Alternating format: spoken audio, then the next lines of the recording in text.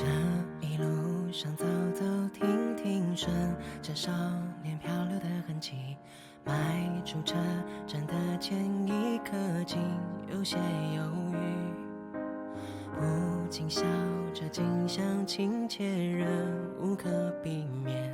而长夜的天依旧那么暖，风吹起了从前。从前初识这世界，万般留恋，看着天边似在眼前，也甘愿赴汤蹈火去走它一遍。如今走过这世界，万般留恋，翻过岁月不同层脸，猝不及防闯入你的笑颜。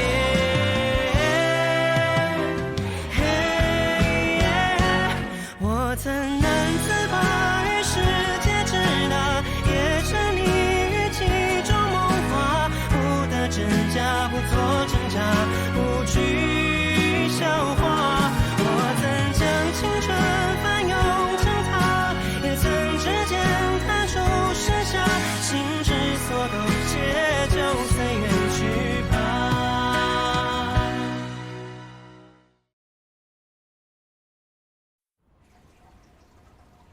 这个忙你一定要记住。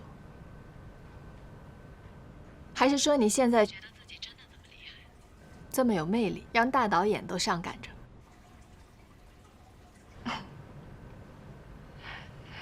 好了好了，不开玩笑了啊！如今姐家等你，反正地址你有，一会见了。走吧，回家。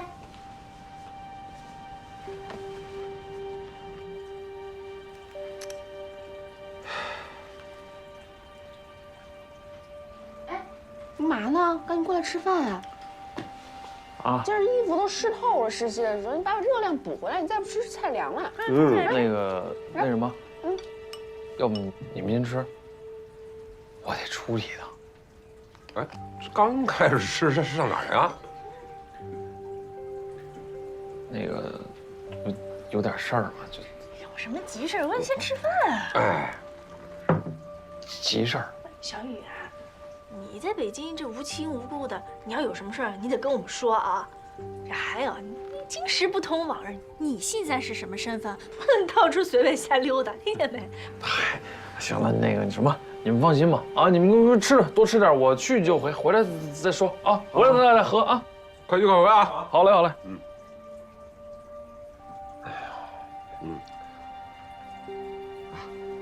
别喝。福大，小雨在北京，他还有别的朋友？不知道。就你，啊？你老带他出去瞎转悠，他是不是跟你那些开出租车的朋友拜把子啦？就他，三脚踢不出句话来，一张嘴就找抽。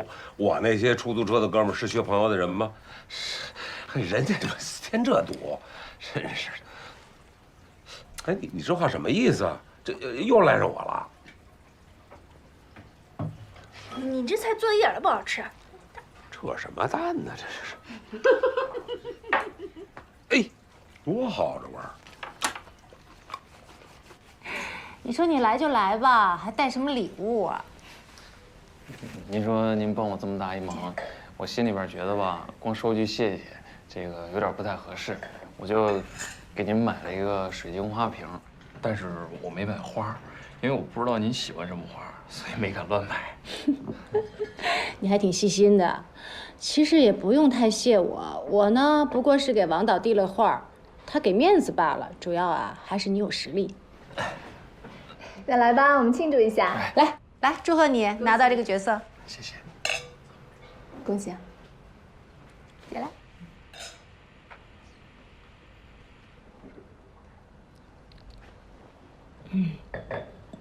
吃吧。我就不客气了啊。随意。我先吃好东西。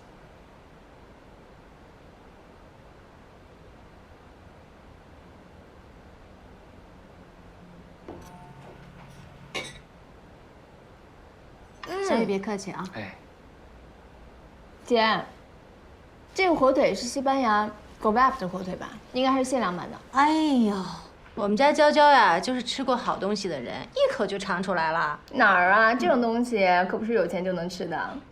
我只是觉得它比平时的口感更好一点。不过一块肉而已，什么限量版不限量版的，不最终都是吃到肚子里吗？最重要的是吃的人开心，这就没糟蹋。小雨，你说是不是？那对。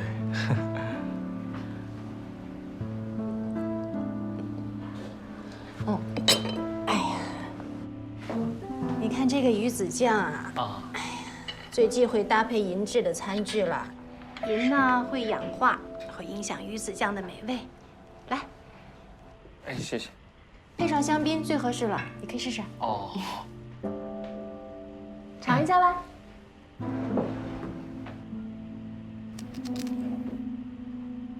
怎么样？嗯。来。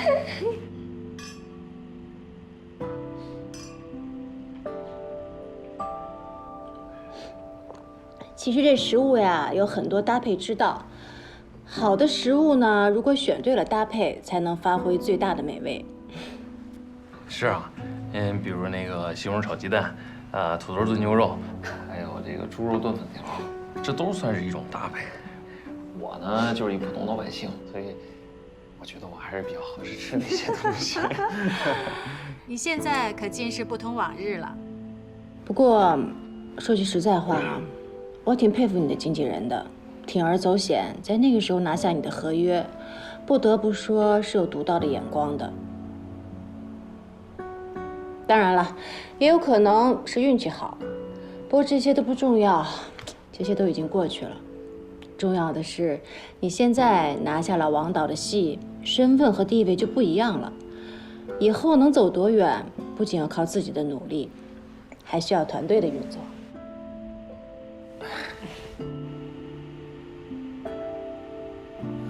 您这话听着还挺有意思的。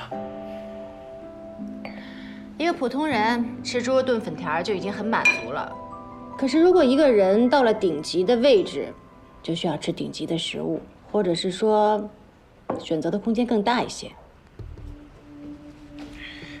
陆欣姐，您可能不知道，以前呢，我就是一苦孩子，我听不了这种拐弯抹角的话，不如咱就有话直说呗。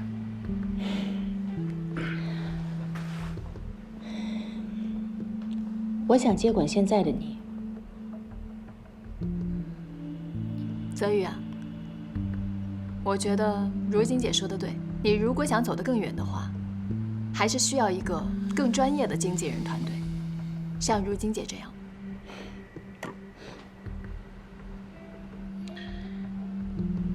其实听到您这么说呢，我心里挺高兴的。说实话，还有点受宠若惊。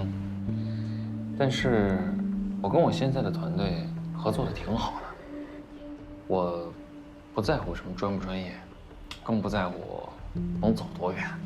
我确实欠您的人情，但是相比起来，我更欠他们啊。在我最惨的时候，他们没有放弃我。你说我要是现在把他们放弃了，我不就真成了混蛋了吗？那你可考虑清楚了，未来的日子是喝粥还是吃肉，都在你的一念之间。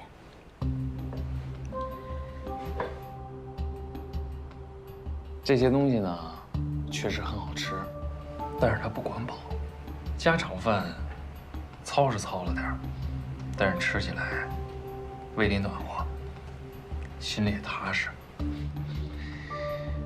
我就是吃大锅饭长大的一孩子，你们突然让我改了口啊，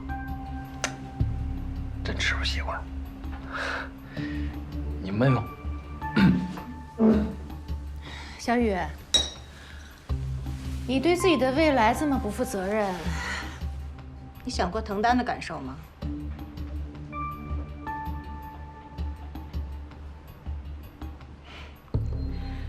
可能你还不知道吧，10年前你选秀那会儿我就想签你了，后来是腾丹快了一步，的确，他也有把你推到更高的能力，只可惜那时候你的运气不好。现在运气来了，他又不在了。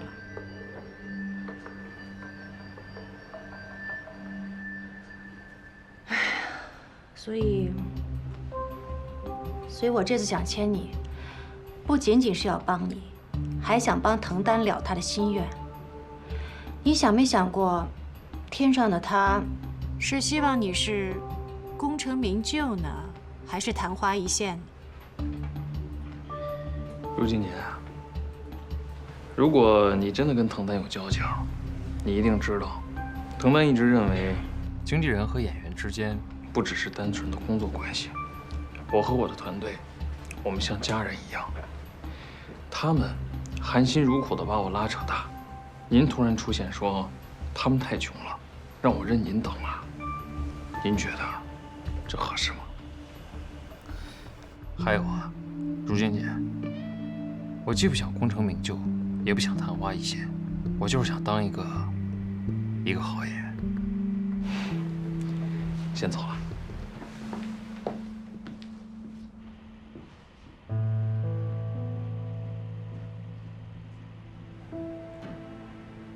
姐，我敬你啊。来。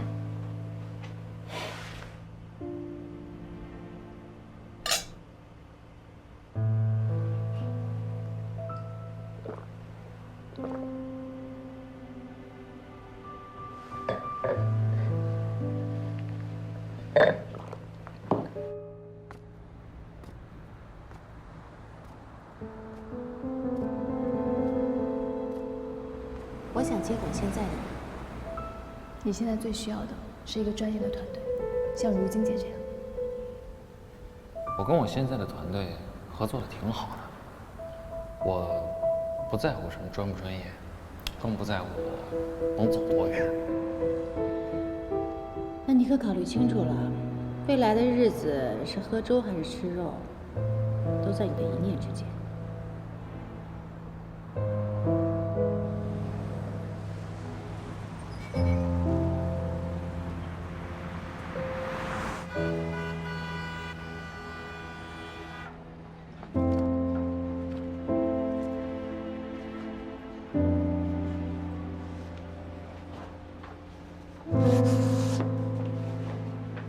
呵，我说，怎么这点才回来呀？牛美丽还等着你，告诉她去哪儿了呢，等不及了，就先回去了。你吃了吗？哦，跟谁呀？你在北京也没个……哎呀，你不认识。哦，行，那你早点睡吧，我上车上拿点东西。哎，老婆，我问你个事儿啊，你吃过西餐吗？不是，我不是说的是麦当劳、肯德基那种，就是拿着刀子还有叉子，然后配着红酒，就是特讲究的那种。爷们儿，20多年前我就吃过，好不好？啊，那时候的西餐比现在实惠多了。哎，这么大一块牛肉，左叉右刀，一块管饱。哎，你再看看现在的西餐厅，好，豁大一盘子，就这么点吃食。这就是鸟食啊！嗨，就差直接在盘子里刻上“坑人”俩字儿了。怎么着？你饿了？哎，晚上咱炖的肉还有呢，我给你热热去。哎呀，不是，我说的不是那种，就是比你说的那种更高级、更讲究的。怎么跟你说呢？我给你打个比方吧，比如说，全球限量100多条的火腿。顶级的鱼子酱跟鹅肝，配上恰到好处的红酒，连那个餐具都是，你知道吗？就那种很精致的那种。我说，您说的这叫吃饭吗？这叫矫情啊！我告诉你，满大街都是金华火腿，比你说那限量版的更适合咱们中国胃。哎，几万块钱一克那鱼子酱。吃了那也不能长生不老。我告诉你，我从早市拎条鲫鱼回来，照样刨出籽儿来，你信不信？还有你说那个什么鹅肝呐，那都是鹅的脂肪肝，你知道吗？哎，就拉倒吧你！你这么说是因为你没吃过，我估计你想见我。不是，老佛，你炖的肉呢是好吃，这我也承认。但你有没有想过，你就不想尝尝那种更高级？更贵的那个东西是什么滋味？你就甘愿吃一辈子的炖肉吗？哎，您这话什么意思啊？啊？哦，您整天白吃白喝，还挑上嘴了。不少吧？拿东西去吧。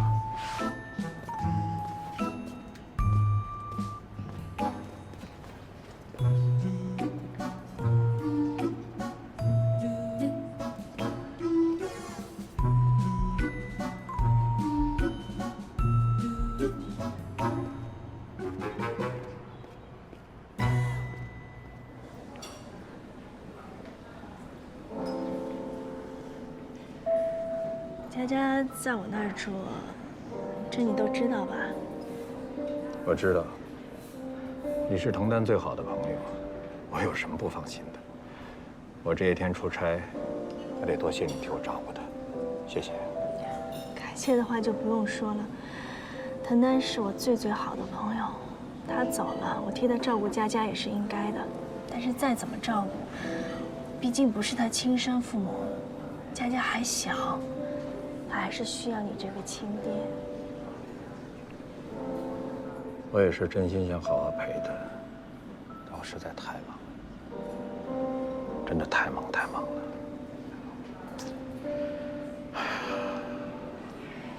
没有时间陪闺女，但是有时间陪女朋友，对吧？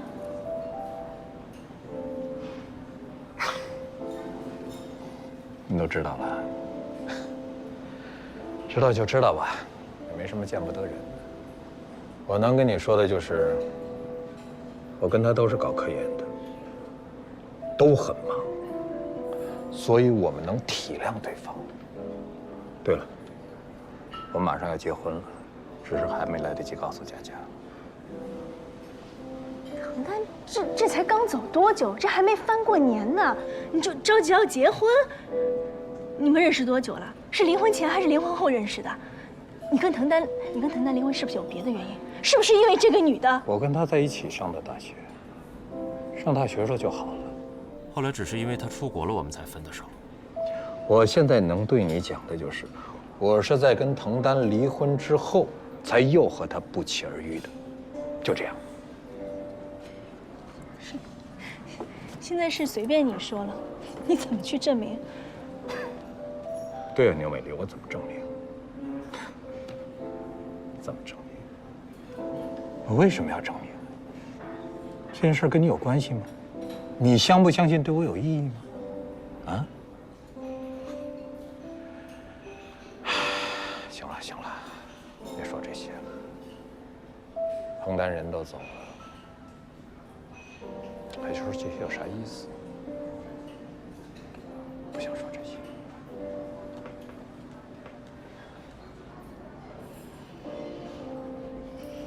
其实你想开始新的生活，我也能理解。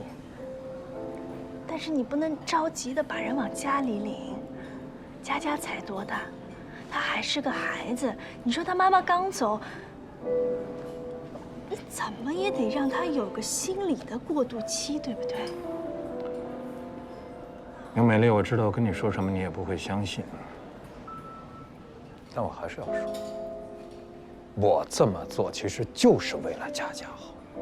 你也知道这些年我们的家庭是不健全的，我希望佳佳有一个健康的环境，懂吗？你要是真心疼佳佳，替我劝劝她。怎么劝？真没有你这么当爸爸的，你太自私了。我是一个爸爸，但我也是一个人，一个男人。我想过一个正常的男人应该过的生活，我有错吗？啊，我不想成为那种为了孩子把自己的所有的精力都搭进去，翻过来又绑架孩子未来的那种大人。这样的父母大有人在，但我不想做。梁美丽，我就想过一个正常的男人的生活，不行吗？我有错吗？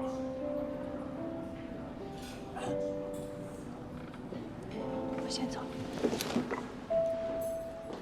有病！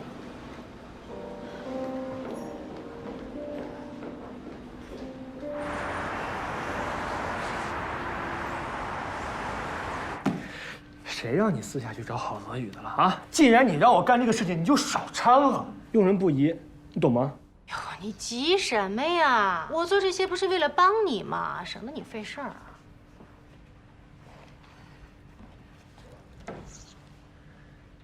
其实你是把我当备胎对吗？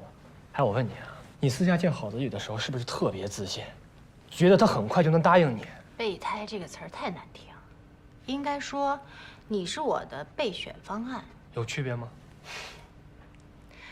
但是真没想到，郝泽宇是这么个重情重义的人。哎呀，他把我拒绝了，我反而更想把他牵到手了。哎，你想想啊，这么重情重义的一个孩子，我们一起成长，一起收获，那是件多有意思的事情啊！比起我手底下那些薄情寡义的人，郝泽宇真的让我刮目相看。一起成长，你有什么资格说这样的话？你从来不带新人，都是别人养的差不多，你临门一脚接过来的。你知道你带的那些人为什么这么薄情寡义吗？就是因为你从来都没有付出过真心，物以类聚，这些人配你合适。你跟牛美丽吹吹风啊，过2天呢，我准备约她，我可不想再出什么岔子。打住！我跟你说啊，牛美丽这人呢，是典型的吃软不吃硬的人，她倔起来比郝泽宇还难对付。牛美丽凭什么把郝泽宇签给你啊？就你付那些违约金，让他吃老本啊？郝泽宇对他来说是家人，是不会轻易放弃的。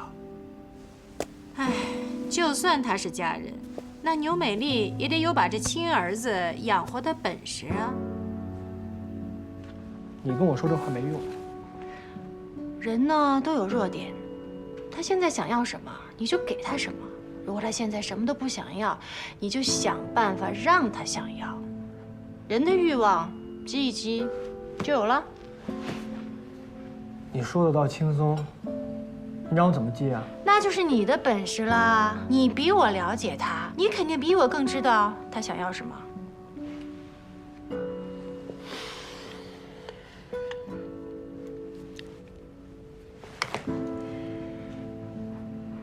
石如晶，你要是真的想挖郝泽宇，你就找一个条件好的新人跟牛美丽置换。你不喜欢带新人，不代表其他人不喜欢带。他手里有了筹码，他对郝泽宇还能放松一些。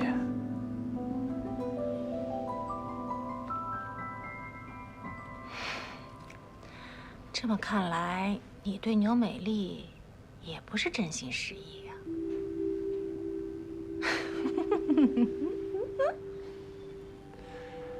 你别把我跟你混为一谈，你不配。我是看牛美丽带郝泽宇比较吃力，要不然我才不会给你这个机会的。他比你单纯，我是不想再看到他因为郝泽宇在郁郁寡欢了。哦。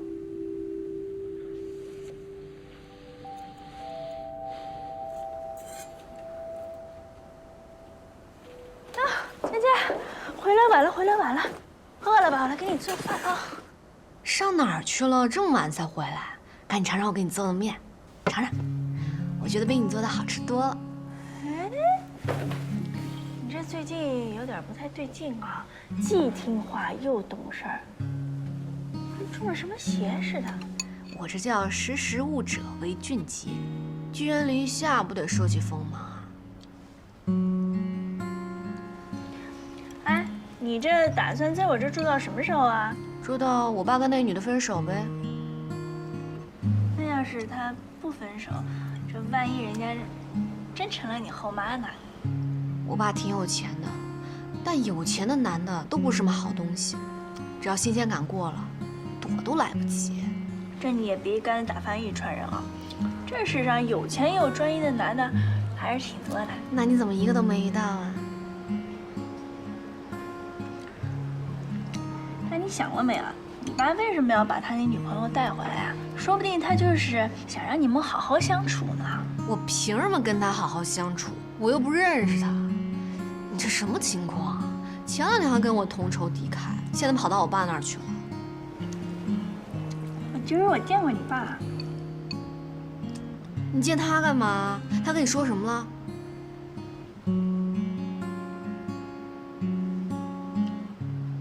他真真要跟那女的结婚啊？佳佳呀，你也先别有抵触情绪啊。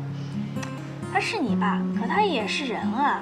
你说他跟你妈那离婚那么多年，他怎么就不能再结婚了？再说了，我觉得他也是为你好，想让你有一个完整的家庭。是完整的家庭。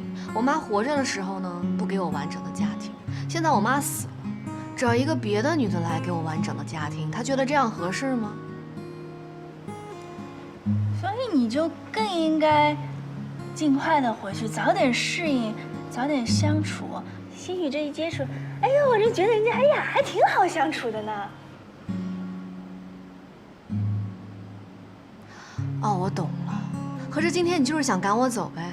我才住几天就嫌我烦了。人家呀，我要是嫌你烦的话，我一开始就不会去招你。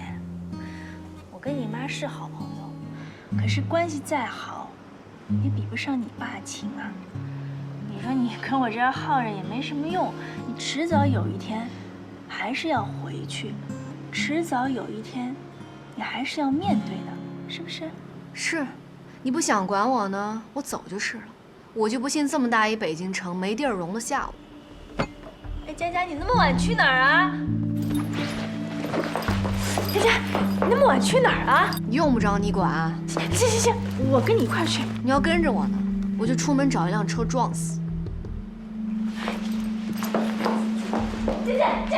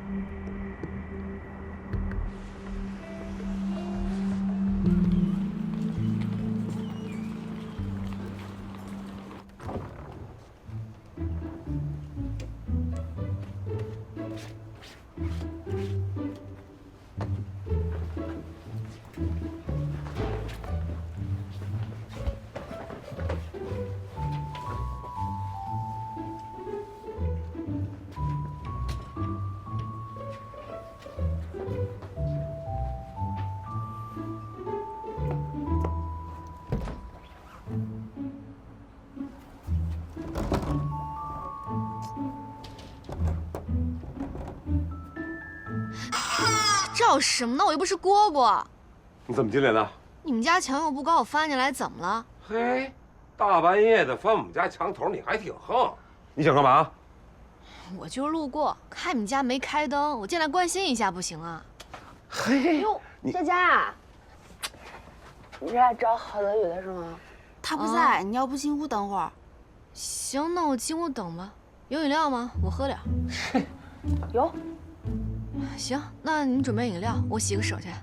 洗什么手啊？你回来！哎呦，爸！你放开我！你这个小鬼点子啊，福子小时候都使过。放开我！你再不放开我叫了啊！你这耍流氓！哟，爸，人小孩，你说放开我！别伤着了。小孩，你这么点岁数就学会说瞎话、爬墙头了。好，你还怕伤着啊？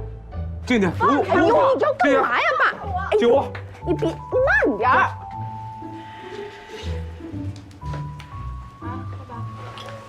你还挺心疼他，他说喝饮料就给他喝饮料啊？这不用花钱买是吗？我告诉你，就这种怂孩子，你给他凉白开喝，就算给他脸了。钱搁这儿，不用找。哟，就你钱多，这都跟谁学的？这是。胡子，把钱收着。我告诉你啊，就在这坐着，乖乖等着，不许作妖。带着妞美丽来进来吧。你谁啊？我凭什么听你的？等牛美丽来领人。我跟他非亲非故，他领得着人吗？你别跟我废话！我告诉你啊，就算是一小偷，只要是我抓着的，甭管是送派出所还是等警察上门，这都我说了算，知道吗？你说谁小偷呢？爸，你就少说两句行不行？佳佳，就我们也是关心你。你说你一小姑娘大晚上这在马路上溜达，多危险，是不是？用不着你们关心我，从小到大就没有人管过我。现在我妈死了，你们一个个都跳出来说关心我，你们恶不恶心啊？福子姐，你肯定特别能理解我现在的感受吧？因为我记得你跟我说过，你妈也死了。给我闭嘴！说什么呢你？啊，盛不下你了是不是？给我出来！别管啊！你干什么呀？出来！出来！你也想像他们一样关心我是吗？没那么好脾气。没事。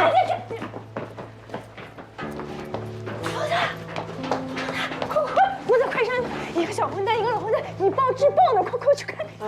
没事啊，你待着吧，这以暴制暴总比束手无策强吧？这他们俩的事儿，你就让他们俩解决吧。等他们俩真打起来了，应该上去也不迟。站着！你不是爱出口伤人吗？啊，你不是逮谁就爱咬谁吗？你跟疯狗似的啊！站这儿，站这儿喊，冲着这儿喊，满街都能听见，喊啊！好脏，你就是一混蛋！还光顶嘴是吧？啊，你喊不喊？不喊是吧？不喊我替你喊。方三，你真悲催！起来！不许说我妈！你生了一混蛋！你说你又带了一混蛋！你什么命啊你？等等，你想过我们没有？你说走就走。我不许说！你都是轻松了，你想过我们吗？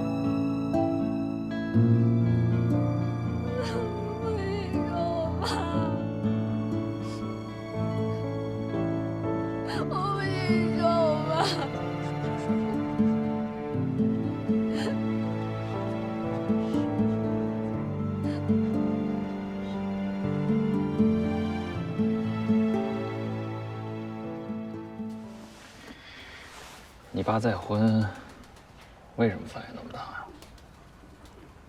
你是怕新生活开始了，你妈的事儿就翻篇了，没人再记得她了，是吗？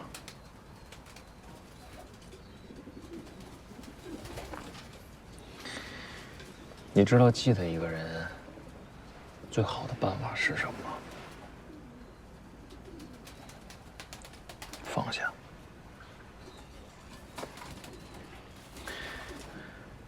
放下悲伤，放下遗憾，放下不甘心，坦坦荡荡地告诉他：“你走了，我很好，你放心吧。”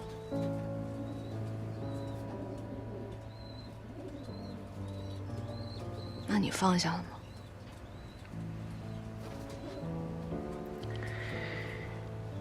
在努力呢。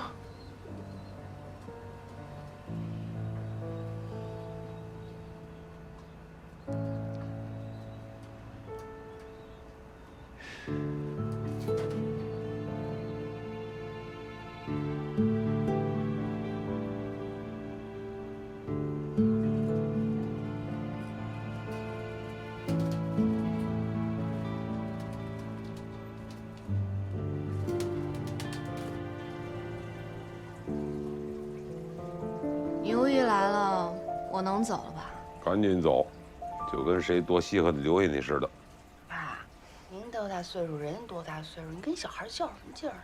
想说就说呗，万一憋坏了再赖上我，我可担不起这责任。赶紧让这小丫头片子走人啊！折腾一晚上了，我这烦着呢。哎，您越是让我走吧，我就越想多留一会儿。哎，老头，听牛姨说您做的炸酱面挺好吃的，做一碗我尝尝呗。人家饿了，那是好事啊！老福，赶紧的露一手。凭什么呀？我欠他的呀。我难得来你们家做客，总不能空着肚子回去吧？我赶紧的，咔子和撞你面前。你们惯着他吧。老婆，一人一碗。我不光欠这小祖宗的，我欠你们大家伙儿的我。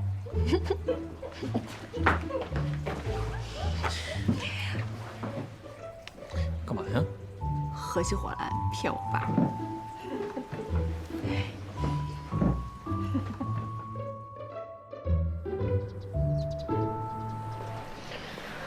哎呀，以前老跟我说一家人，一家人，那是现在这一家人去哪儿都不跟我们说一声啊！那万一要是惹什么事儿，哎，或者是被人欺负了，那怎么办呀？既然你这么不放心他的话，你去找他问问看。我也想找他呀，可他不配合啊！我又不能整天跟人在屁股后面，那找他谈心，我算什么呀？你非要配合他呀？你什么时候变得这么被动啊？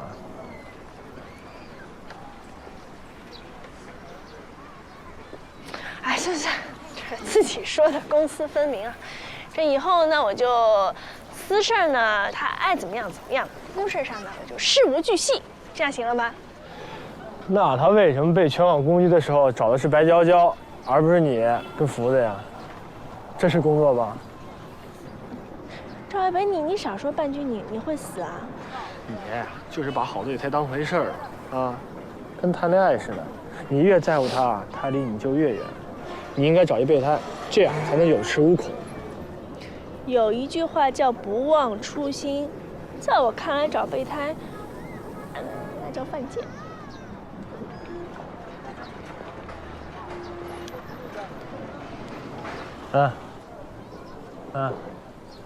如果你只有一个名牌包，你每天的精力肯定都放在他身上。今天打个油，明天打个浪。如果你要是有一堆包的话，肯定不是这个样子的。你别忘了啊，你可是要开专卖店的人。我知道，你是想让我牵新人，可新人哪那么好找啊？我也不能大街上看着谁我就拉着说，哎，同学，你想不想演戏啊？那个你在我这儿呗。谁让你这么做了？你交给我吧，回头我带你去个地方。走。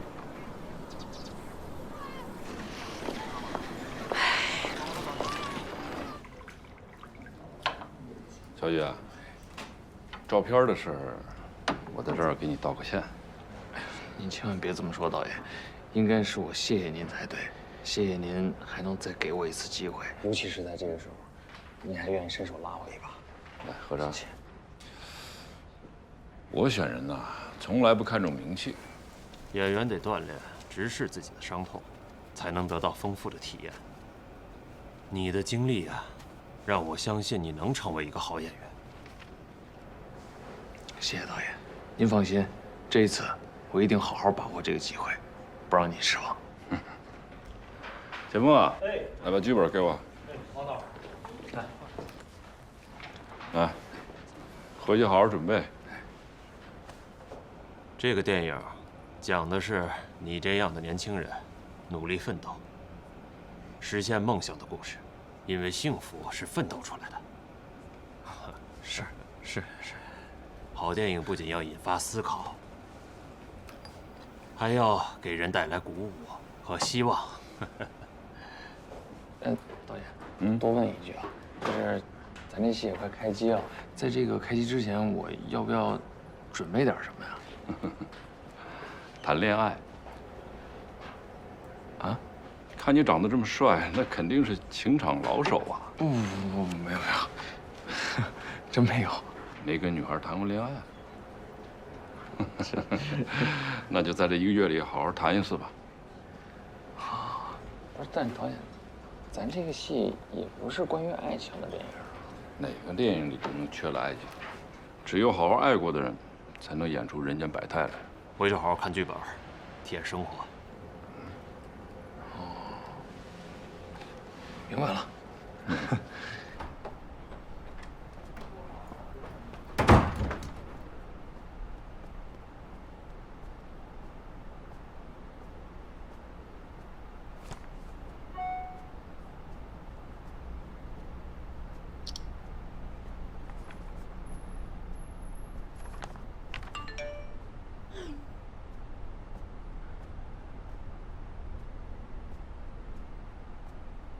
哪个电影里头能缺了爱情？只有好好爱过的人，才能演出人间百态来。我不信你身边就没有让你心痛的姑娘。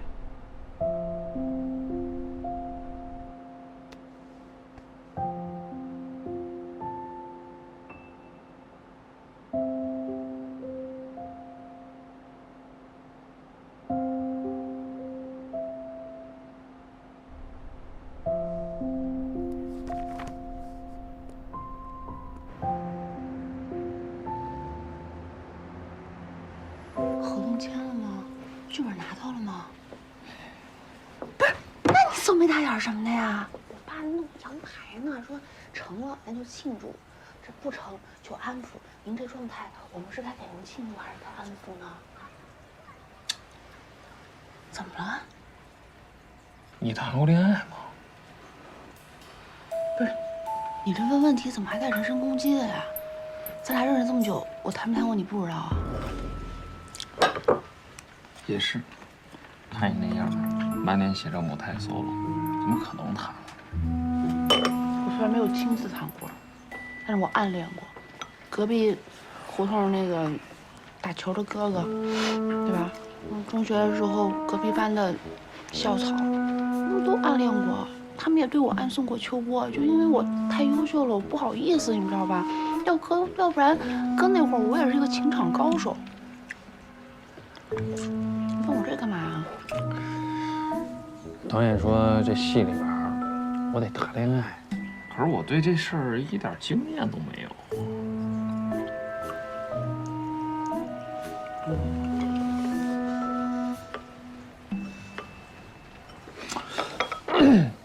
福子，要不你陪我对个剧本吧？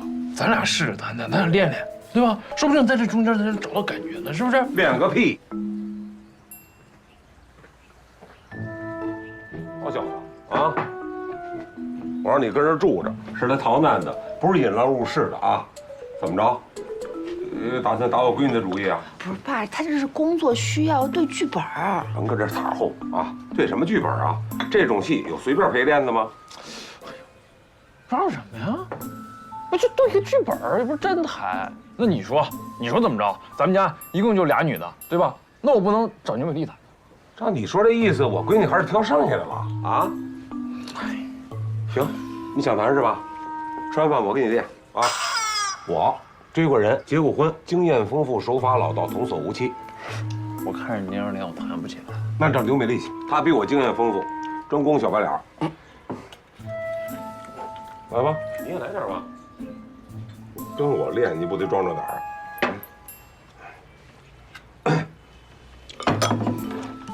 走一个。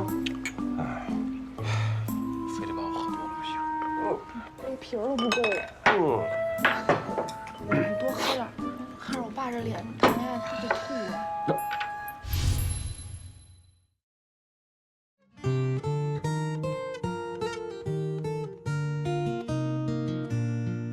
忘了多久的好久不见，曾以为再也不见，青春的执着坚决，换一张笑脸，放下痛过的月月年年，回避的记忆断片，此刻交叠了视线，不再是解不开的结。我们掉入爱所愿，不再是一厢情愿，遗憾轻描淡写，流失坏的泪，从此没有心事了，如爱所愿，学会自己和解，成为被幸福爱的人。